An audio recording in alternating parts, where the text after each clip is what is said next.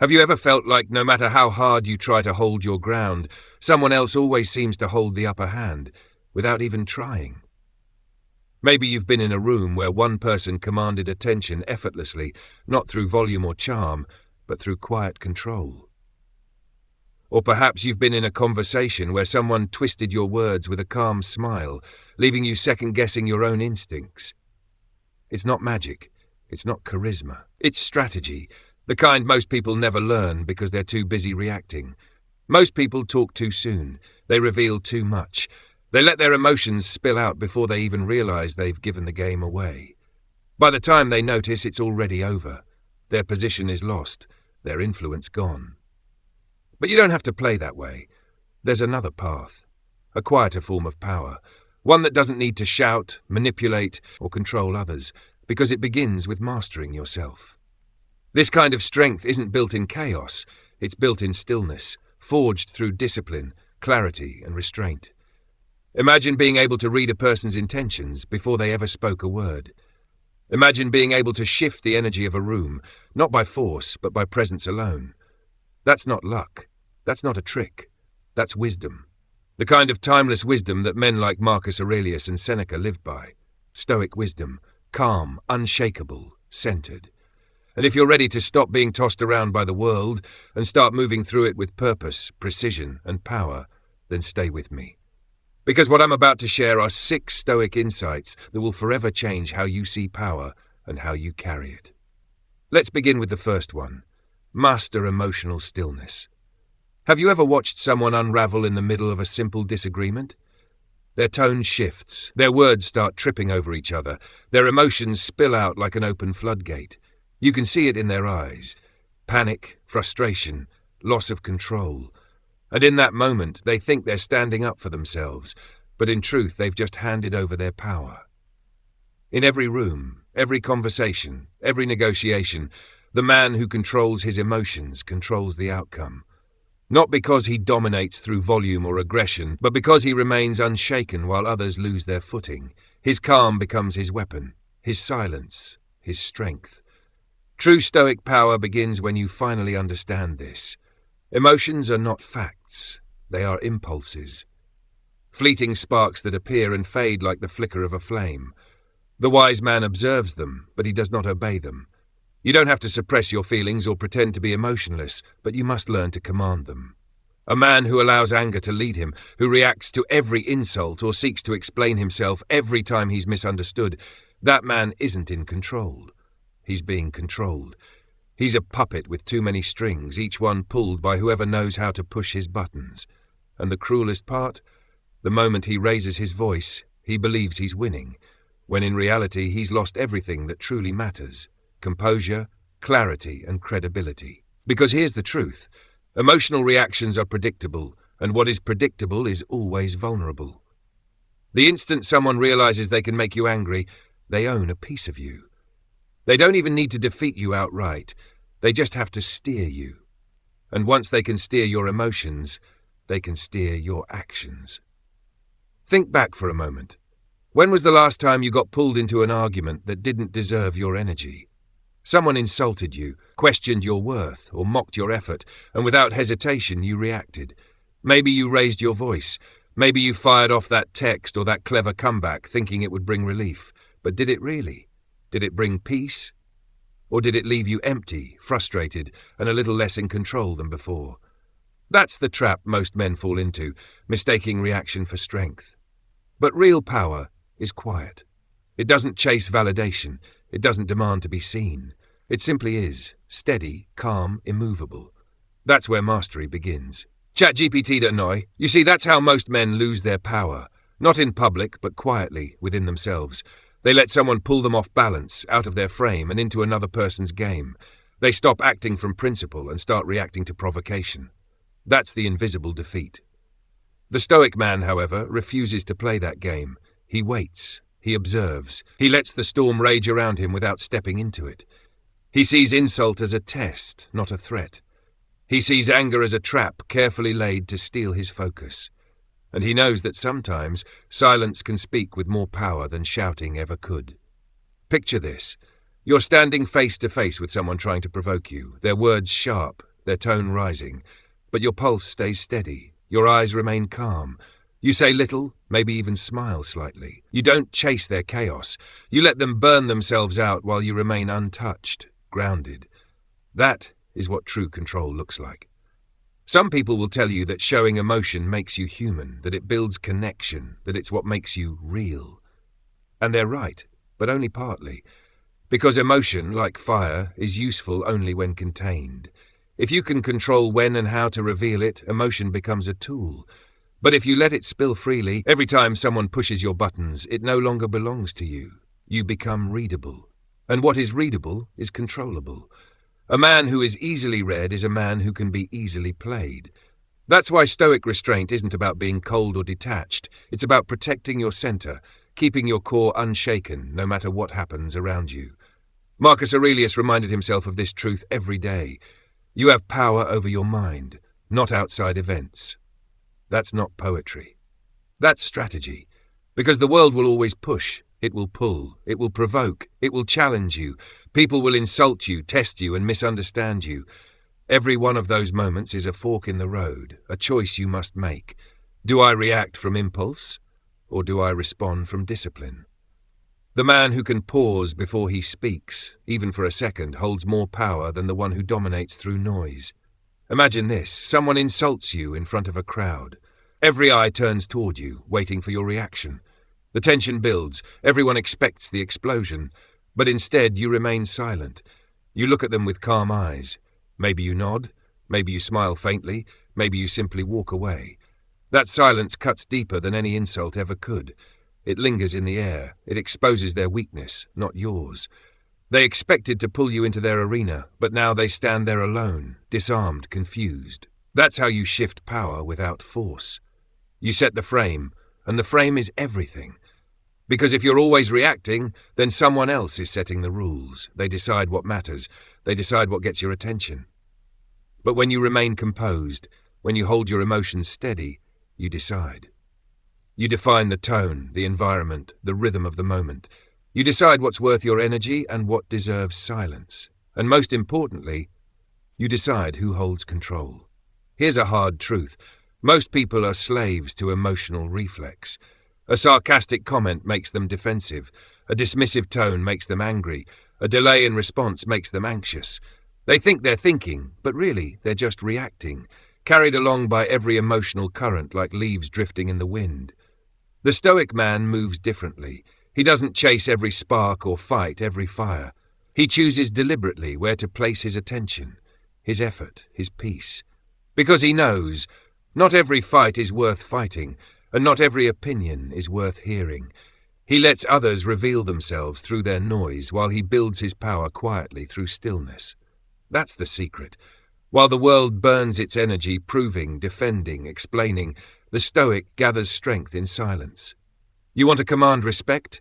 Then stop trying to convince people with emotion. Don't justify your worth through endless arguments.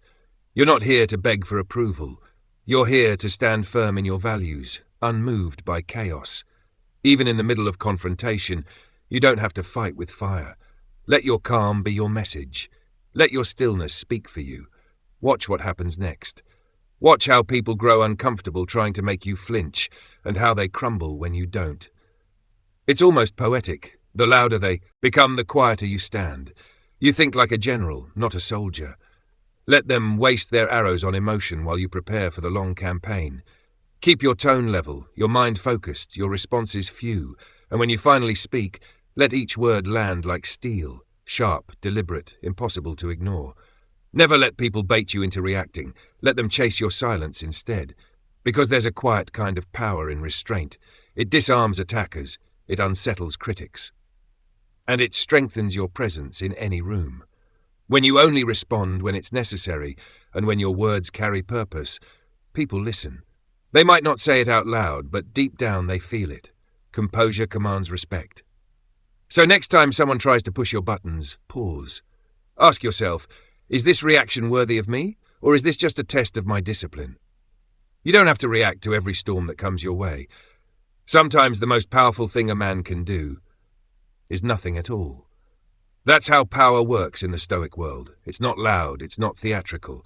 It's calm, deliberate, and immovable. Real control begins inside. Start there, hold the line within yourself, and soon you'll notice something remarkable. The rest of the world adjusts. Once you master that inner stillness, you're ready for the next rule. Rule number 2, let silence lead. In a world where everyone rushes to speak, silence becomes the rarest and most powerful signal of strength. People mistake noise for influence. They believe the one who speaks the most holds the most authority. But the Stoic knows better. True power doesn't come from the volume of your voice. It comes from the weight of your presence. When you are silent, you are not empty. You are alert, listening, watching, measuring. While others scramble to prove themselves, you conserve your energy like a blade resting in its sheath, sharp, patient, ready. Look around. Most people are terrified of silence. They'll do anything to fill it, to escape the discomfort of not being in control. They speak to be heard, not to say something meaningful. But here's where you begin to win. When you stay still, others start to project. They begin guessing what you're thinking, reading meaning into your calm. They interpret your silence as confidence or wisdom, or judgment. And the more they guess, the more they reveal. Not because you demanded it, not because you spoke louder, but because they couldn't handle the silence you created. That's where the Stoic gains his advantage. He doesn't interrupt. He doesn't rush to defend his ego or prove a point. He simply observes, calm, grounded, aware. Because in silence, truth always exposes itself. He lets the noise of others reveal everything they try to hide, their fears, their desires, their weaknesses. While they fill the air with words, he listens. He studies. Every raised tone, every unnecessary explanation tells him more than any confession ever could. And when the time finally comes for him to speak, his words cut through the air with precision, calm, measured, deliberate. Because when a man of discipline speaks rarely, every syllable carries weight. There's an old story about a Roman general who once sat silently through an entire war council. His enemies mistook his quiet for weakness. They mocked him, dismissed him, thinking he had nothing to contribute. But when he finally spoke, he said just one sentence, and that single line ended the argument, changed the course of the campaign, and won him the loyalty of the room. That wasn't luck. That wasn't storytelling. That was strategy. The Stoic doesn't speak to fill space. He speaks to create impact. Every moment of silence, before the word sharpens that word's power. The pause becomes part of the message. It demands attention. It builds anticipation. It makes people listen. But silence isn't only a weapon. It's also a test. Can you sit across from someone, hold their gaze, and say nothing? Can you let the tension rise without rushing to ease it? Most can't. They start to fidget, to ramble, to fill the quiet with nervous explanations. They reveal what they didn't plan to reveal. They negotiate with themselves just to escape the pressure of stillness. And all you did was wait. All you did was hold the line. In negotiation, the man who speaks least often wins. Not because he's hiding something, but because he's anchoring. He lets the other person rush to fill the silence, to justify, to overoffer. And then when he finally speaks, he slices straight through to the truth. That's the art of persuasion through restraint. That's power without noise. Even outside of high-pressure moments, silence still works its quiet magic. In a business meeting, a pause after a question signals that you are confident enough not to rush your answer. In an interview, a moment of calm before speaking tells the room you are steady, not scrambling. And in everyday conversation, a man who speaks less is valued more. Why? Because people can sense it. They feel that he's not grasping for approval, not chasing validation, not trying to impress. He's content within himself, and that calm confidence is magnetic. That's what makes silence sacred. It reflects sufficiency, the deep understanding that you don't need to prove your worth through noise. When you don't flinch at every comment, when you don't feel compelled to fill every pause, people notice. They lean in when you finally speak. They wait for your opinion. They study your reactions. And when they get none, when you simply remain centered, they begin to question their own. That's control. That's mastery. The Stoics taught that all power begins within. Silence, then, is not weakness. It's proof of that inner power, a living demonstration that you are not ruled by impulse. It's not passive. It's not retreat. It's a tactic, a declaration, a quiet kind of authority that says, I know who I am. I know what matters. and I don't need to perform for your approval. Here's the deeper truth. The more you talk, the more predictable you become. The more accessible your thoughts, the less mystery you hold. But when you speak with restraint, when your words are rare, you become valuable. And in this noisy world, rarity commands respect. So let your voice be earned, not spilled.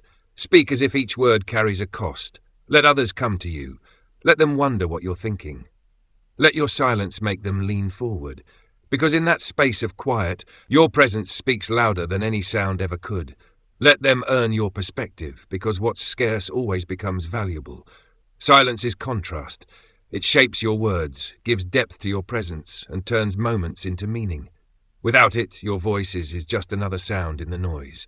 But with it, even a single phrase can shift the entire room. The goal isn't to be mute, it's to be measured. You must learn that timing matters as much as content. Words alone don't move people. When you choose to speak does. And when you finally break your silence, after holding it like a blade kept sharp and unsheathed at the perfect moment, the effect is unforgettable. So train yourself. Learn to stay still in a world addicted to noise.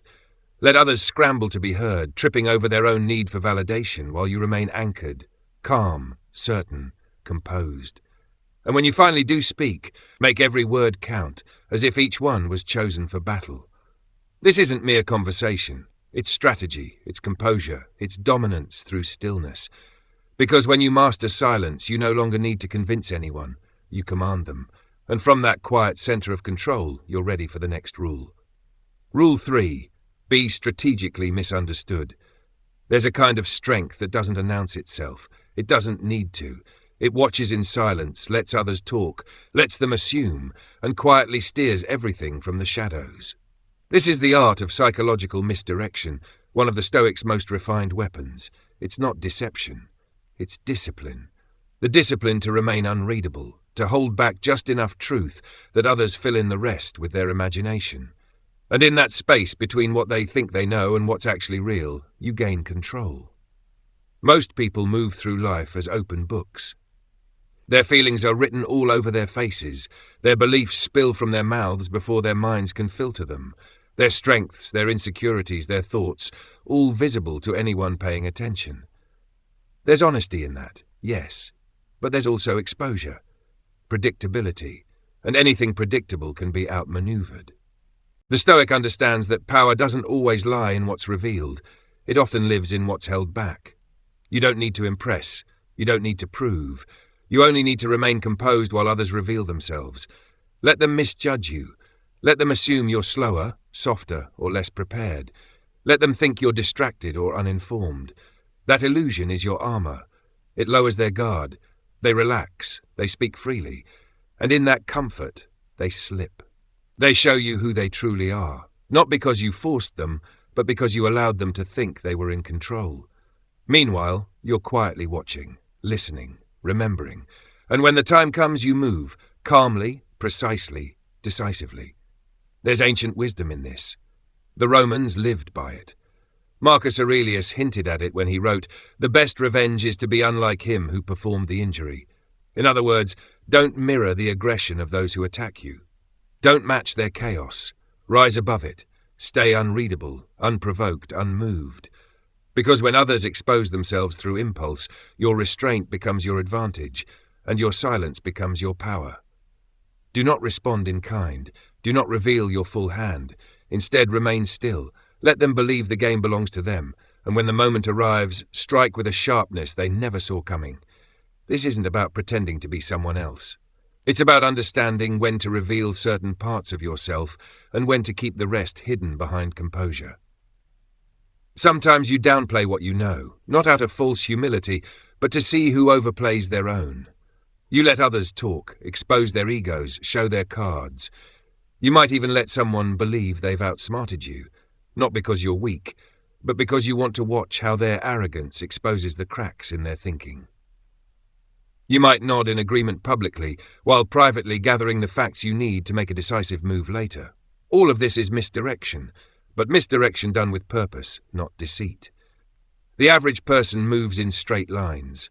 What they say is exactly what they feel. What they feel is exactly what they show. But you you are different. You are deliberate. Where others rush, you wait. Where others react with emotion, you remain centered. You reveal just enough to keep people guessing, never enough to be fully known, because when you are fully known, you are exposed. And when you are misunderstood by design, you become untouchable. Think about the quiet man in a room full of talkers. He nods, he listens, he gives nothing away. Everyone feels comfortable around him because he seems harmless. But they're wrong. Behind that stillness is calculation. Every word they say is noted. Every tone, every gesture, every glance. Observed, catalogued, remembered. Then when the moment comes, he speaks, not with many words, but with precision. And the entire room turns, not because he shouted, but because his silence made his words matter. That's the essence of Stoic strategy: timing, discipline, patience. Even in confrontation, this power holds. When someone pushes you, insults you, or tries to provoke a reaction, you give them none. You meet their chaos with calm. Instead of resistance, you offer a simple nod, not a nod of agreement, but of indifference. That stillness unsettles them. They expected a fight. They expected anger. But instead they meet composure, and in that moment they begin to question themselves. Doubt seeps in. That doubt slows them down. And that hesitation gives you space. And that space, just a heartbeat of calm, is all you need. Because the best misdirection isn't about pretending to be someone you're not. It's about giving just enough for people to mislead themselves. You let them walk into their own assumptions, and by the time they realize it, it's already too late. You're exactly where you need to be, ready, poised, in control. This isn't manipulation. It's mastery of your image, your timing, your impression. And in a world obsessed with noise and speed, your restraint becomes your greatest leverage. The Stoic never shows his full strength until the moment demands it. He's willing to be underestimated, overlooked, even dismissed, because he knows the truth. Revelation hits hardest when it's unexpected. And when that moment comes, when the quiet man finally moves, the world pauses, because nobody saw it coming. You don't need to dominate every conversation. You don't need to chase recognition or prove your intelligence in every moment. All you need is patience, purpose, and the art of being perfectly unreadable until it truly matters. So, let others talk. Let them assume. Let them think they've already figured you out. Because while they're busy speaking, you're studying. While they're revealing, you're preparing. While they're rushing, you're waiting. And here's the paradox. Those who appear harmless are rarely guarded against. The quiet ones slip beneath notice until the moment they decide not to. And when their true edge finally appears, it cuts 10 times deeper. That's the essence of controlled power. Not in the constant display of strength, but in the restraint to hide it until the time is right. Remember this, power is not always found in presence. Sometimes it lives in absence, in what is not said, in what is not shown, in what is deliberately left unexplained. That's where clarity lives. And in clarity, advantage is born. And once you've mastered that, you're ready for the next rule. Rule 4. Turn absence into strength. What is seen too often loses its weight. What is always available becomes ordinary. In a world obsessed with presence, it's the rare man who becomes unforgettable. Scarcity, when guided by Stoic intention, is not a performance of arrogance. It's an act of discipline. It says, my time, my presence, my attention, these are not given freely. They are earned, and they are measured. Most people give themselves away without a thought. They respond to every message, attend every event, and speak in every moment of silence, not because it's necessary, but because they're afraid of being forgotten. They equate visibility with value. They confuse constant presence with influence. But in truth, what's always available becomes predictable. And what's predictable loses its power. You don't have to be everywhere to be remembered. In fact, the less they see you, the more they notice your absence. Because absence, when chosen deliberately, becomes louder than presence. It forces others to wonder, to speculate, to question. It creates curiosity, the kind that keeps your name in rooms you haven't even entered. That mystery becomes your leverage. The less you reveal, the more others imagine. The less you explain, the more others assume. And the more they assume, the more value they project onto you. Not because you claimed importance, but because you left space for them to fill with their own perception of it. This principle works because human nature, left untrained by reason, always desires what seems scarce. We chase what withdraws. We overvalue what's limited. That's why when you become selective with your energy, when you stop explaining every move, stop responding to every demand, you send a powerful message. Your life is governed by purpose, not pressure. Take, for example, the man who rarely speaks in meetings. While others rush to contribute, hoping to be seen, he waits. He listens. He measures the room. And when he finally speaks, the room falls silent. Not because he demanded attention, but because he earned it. His words carry weight because his presence carries restraint. That's the power of scarcity. It's not about hiding to create mystery. It's about aligning your presence with intention. When your time, your voice, and your attention become rare, they become meaningful. People stop expecting your constant presence and start anticipating your next move. Epictetus once said, "If you want to improve, be content to be thought foolish and stupid." Why? Because when you no longer need to be understood by everyone, you've already begun to transcend them. You've withdrawn from the endless chase for validation, from the noise of constant visibility, and that withdrawal, when done with clarity and purpose, transforms your presence into something sacred. Scarcity, in its highest form, doesn't just protect your energy, it teaches others how to treat you. If your time is always available, people begin to treat it as though it's worth nothing. They cancel, they delay, they overstep, not because they're cruel, but because you've trained them to believe there's no cost. But when you create boundaries, when you pause before replying, when you don't rush to respond, when you reserve your focus for what truly matters, people adjust, they become more careful, they prepare before approaching you, they listen more intently, they measure their words because they know yours are not given lightly. And this isn't just about time, it applies even to speech. A man who speaks with restraint commands attention without effort. His silence draws people closer. His words linger long after they're spoken, not because they're dramatic, but because they're deliberate. That's what scarcity looks like in motion, a presence that communicates more through what it withholds than through what it expresses. Consider this, the most exclusive circles in the world operate on the same principle. Not everyone is allowed in, not everything is explained. The rules are unspoken, the doors guarded, and that quiet mystery, that lack of access, creates a reverence that no advertisement could ever buy. It's not arrogance, it's preservation. The more sacred something is, the more silence it deserves. Apply this same wisdom to your own life. Step back from the noise. You don't need to post everything you do. You don't need to be reachable at all hours of the day. You don't owe anyone an explanation for your absence. Disappear, and let your silence speak for you. Reappear only when it matters, and let your presence feel like an event, not a routine. This isn't about playing games or pretending to be mysterious. It's about teaching others through action that your time is valuable, your focus is rare, and your attention is not for sale. When people see that you move on your own schedule, when they realize you're not begging to be included or desperate to be seen, they begin to respect the force that drives you. They stop assuming access. They start earning it, and something remarkable happens. You protect your energy. You stop running toward every spotlight and start walking, slowly, intentionally, toward what aligns with your highest standard. You no longer dilute your presence by being everywhere. You refine it by being exactly where you're needed. Let others rush to fill the world with noise. Let them exhaust themselves chasing attention. You remain still, deliberate, grounded. And when you move with clarity, with purpose, with precision. Because in a world that never stops talking, the man who is rare becomes revered. So remember this. You don't need to be seen by everyone. You only need to be remembered by the right ones. And once you've mastered the discipline of scarcity, you're ready to uncover the next Stoic truth of unshakable power. Rule 5. Lead quietly through reflection. There's a quiet kind of strength that never needs to shout or confront. It doesn't demand authority, and it doesn't chase control. It moves like water, subtle, patient, yet unstoppable. This is the strength of mirroring. A Stoic understands that influence doesn't always come from pressure or dominance.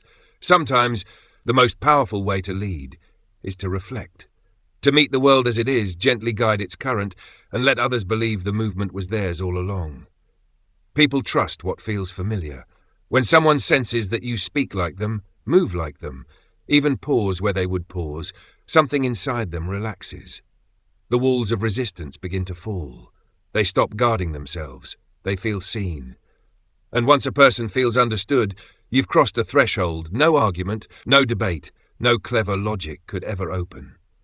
The Stoic doesn't win by overpowering minds. He wins by opening them. He doesn't conquer through debate. He connects through empathy. Mirroring, when practiced with awareness, not imitation but alignment, creates that rare sense of safety people crave. It begins with observation. You notice how they sit, how their energy moves, the rhythm of their thoughts, the pace of their voice, the subtle changes in tone that reveal emotion. And then you gently adjust. Not as a trick, not as an act, but as presence, steady, sincere, deliberate. Just enough for them to think, this person gets me. That moment, though invisible, is a turning point, because everyone, whether they admit it or not, wants to feel understood. And when someone feels that from you, they no longer resist you, they join you. If you enter a conversation too sharp, too polished, too intense, too fast, you lose that bridge. People pull back. They feel the difference. But if you meet them where they are, in rhythm, in tone, in emotion, they soften, they lean in. And in that stillness, that shared space, influence begins. From that point forward, something subtle yet powerful unfolds. They start to follow, not because you demanded it, but because alignment makes movement effortless. Influence, after all, is not control, it's harmony. And when people feel emotionally safe, they'll move with you willingly. That's the quiet genius of mirroring. It builds connection without force. It builds trust without effort. You haven't taken control, they've offered it to you. This principle is especially powerful in situations of quiet power, those invisible games of hierarchy and respect that shape every interaction. The Stoic knows true dominance isn't found in raising your voice or taking up more space. It's found in setting the tone, in leading the rhythm of a conversation so subtly that no one even realizes it's happening. You slow your speech, you steady your breath, you ask one thoughtful question that shifts the energy of the room, and when they begin matching your tone, your pace, your posture, you know you've entered the driver's seat. If they don't, you don't force it. You adapt, you wait, you remain still. Because real influence is never rushed. It's cultivated. Even in conflict, mirroring becomes your quiet shield. When someone storms in, angry, reactive, trying to provoke, you meet their energy for just a heartbeat, not to match their aggression, but to acknowledge it. Then slowly you lower yours. You steady your breathing. You speak more softly. You bring calm into your own body first, and like a mirror adjusting its reflection, they begin to follow. This is how a Stoic leads, not through noise, but through presence. He doesn't overpower emotion. He absorbs it, redirects it, and restores balance. That is the art of leading quietly through reflection, not because they lost, but because you gave them something steadier to follow. That's how you disarm conflict without ever raising your voice or drawing a weapon. You don't crush fire with fire. You lead someone out of their own flames by stepping in long enough to guide them toward calm. The same principle applies to persuasion. You could hold the most logical, articulate argument in the world, but if you're out of rhythm with the person in front of you, they'll never truly hear you. Your words will bounce off their armor. But when you begin by mirroring, by aligning for a moment with their tempo, their tone, their worldview, their defenses soften. Their guard lowers, and suddenly your words find space to land. That's the essence of Stoic influence. It doesn't depend on emotional appeal. It's built on presence. A grounded man doesn't speak to impress. He speaks so his energy can be felt. When trust has been built through reflection, you can begin to steer, gently, naturally. You shift the pace, you change the tone, you introduce a new perspective. Bit by bit, you become like a conductor guiding the rhythm of the entire conversation. They think it's just a good talk. But what they don't realize is that you've been shaping the flow from the first word. This isn't manipulation. It's moral strategy. You're not leading for selfish gain.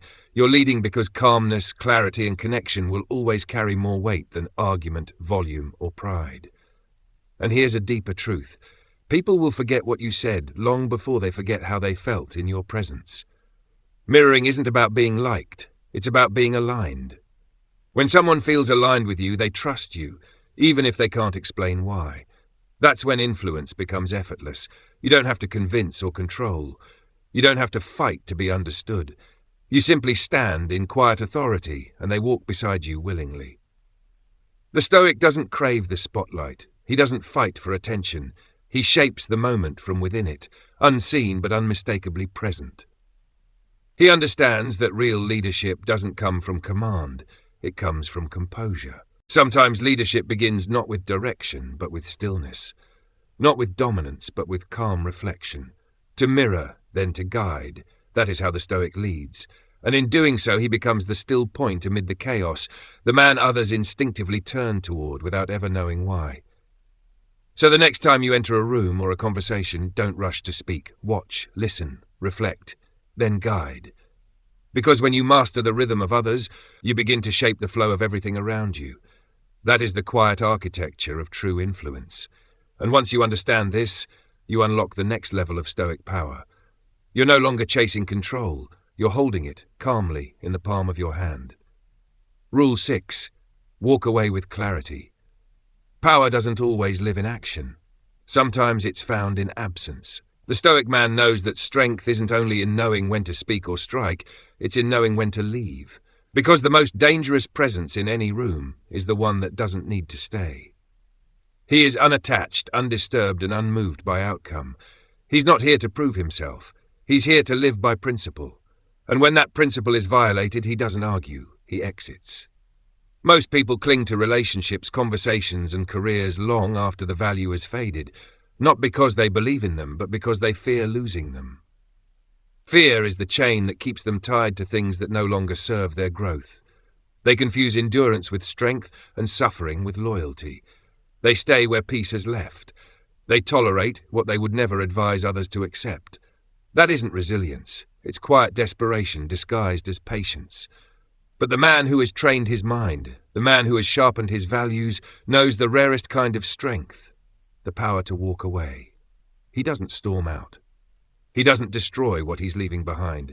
He simply removes himself with such clarity that the silence left in his place speaks louder than any confrontation ever could. His absence creates pressure. His withdrawal sparks reflection. It makes others question their behavior, not his. That is not coldness. It's clarity. Because when you've already set your standards, when you know what aligns with your values and what doesn't, you no longer need to beg for understanding. You don't plead, you don't explain, you depart. That is the highest form of discipline, to leave not from emotion but from reason. Whether it's a conversation that's turned pointless, a deal that wastes your time, or a connection that drains your peace, you don't try to fix everything. You assess, you decide, you exit, not from bitterness, but from self-respect. You've already done the internal work of defining what you will and will not accept, and because of that, you'll never feel trapped again. That clarity makes you unpredictable, not reckless, but free. People sense it immediately. They can feel when you don't need them, when your happiness isn't held hostage by their approval, and when they sense that independence, everything shifts. In business, your terms grow stronger. In relationships, your presence commands more respect. In every social setting, you move with quiet authority, because you're no longer ruled by the fear of exclusion. You've built your life in such a way that no external attachment can shake your internal peace. Even in argument, the wise man knows that sometimes the most powerful response is silence, followed by departure. Let them raise their voices. Let them twist the narrative. You walk away, and let the emptiness do the talking. Later, when they replay the moment and wonder why you didn't stay to fight, that silence will echo louder than words ever could. Your absence will become your message. Walking away protects your future. It protects your clarity, your energy, your peace. It keeps your heart from hardening because you left before bitterness took root. You turned the page when the story stopped serving your purpose, and that's something people never forget. They recognize the man who isn't desperate, the one who doesn't cling, the one who isn't afraid to walk away. And here's the truth.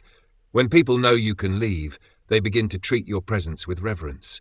That's the quiet power of the exit. The moment you no longer need to stay, you become the one everyone wants to keep.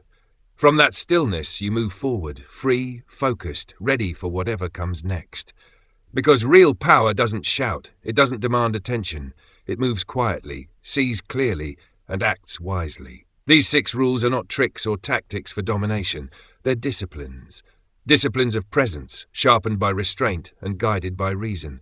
When you master your emotions, speak less, stay unreadable, guard your distance, lead through reflection and walk away with clarity, you stop reacting to the world. You start shaping it. Most people live on the surface, distracted, noisy, desperate to be seen. But not you. You carry the calm of a man who knows who he is. A man who doesn't chase because he's already centered. So if this message stirred something in you, take a breath and let it settle. Subscribe if you're ready to keep sharpening this edge. Comment below with Stay 5 steps to anchor it in your mind. The world doesn't need another voice shouting for attention. It needs presence, depth, stillness. It needs men who carry quiet strength. Be that presence. And I'll see you in the next lesson.